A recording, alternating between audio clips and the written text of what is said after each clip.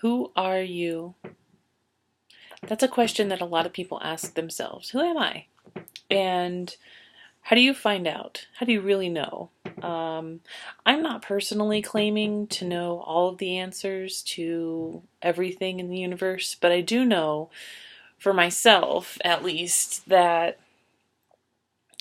it starts with being willing to change, because you can't change someone, even yourself, if you aren't willing to. And if they're not willing to, if you're trying to change another person, you can't do it. It's not possible without having that initial desire for change.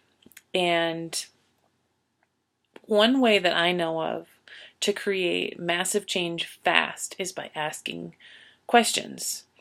Being in the question and being present with yourself and being able to look at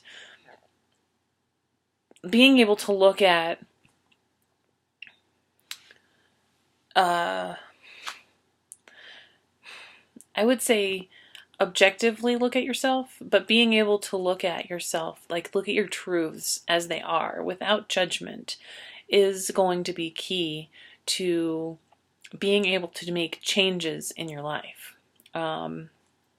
So how do you find out who you are? You first of all need to want that, and second of all need to ask some questions like, who am I? Where am I going?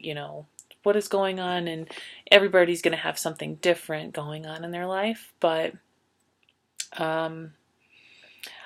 in order to be present with yourself, you need to be able to you really need to be able to have the ability to spend some time alone. And that could be doing meditation, that could be doing some other kinds of activities that put your brain in that same type of state. You need to, first of all, not be in fight or flight mode. You have the parasympathetic nervous system and the sympathetic nervous system. And when your sympathetic nervous system is activated, it's in fight or flight mode. And sometimes if you're in a high stress situation for long term, that can cause your body to think every moment of every day is fight or flight. And you are not going to be making good decisions for yourself in those moments. You are going to be just reacting to everything around you. You're not going to be making cognitive or cognizant choices for yourself. So I would say doing something that gets you out of the parasympathetic and the sympathetic, or gets you out of the that gets you out of the sympathetic and puts you into more of a calm, relaxed state more often.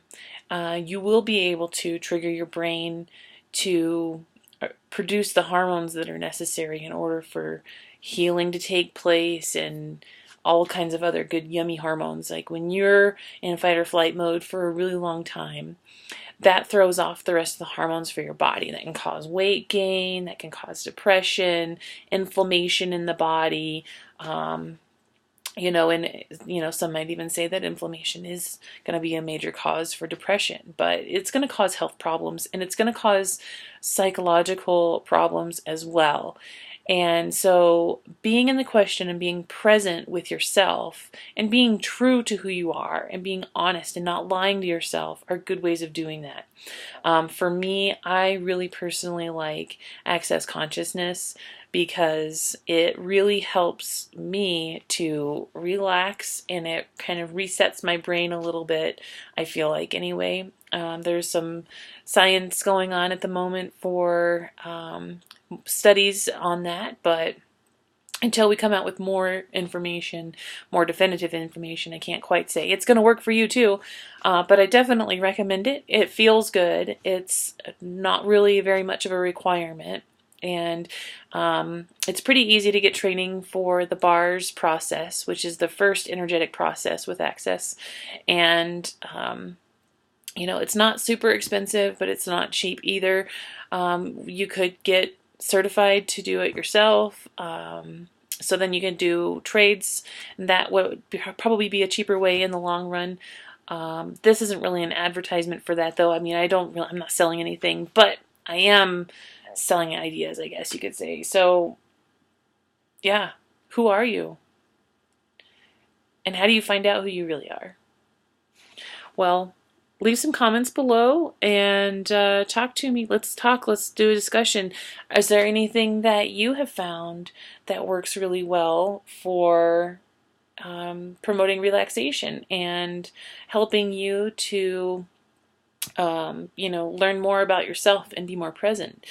And just as a little side note before I go too, I know somebody who doesn't really meditate. He's not a very religious person, but he fishes a lot. He's very obsessed with fishing, and sometimes he says that he's noticed that he'll drop into a meditative state while he's fishing, and so he's got to do it, and he pretty much does it every day. So yeah. Anyway, I don't know what that noise was. I just heard a noise. Sorry. Bye bye.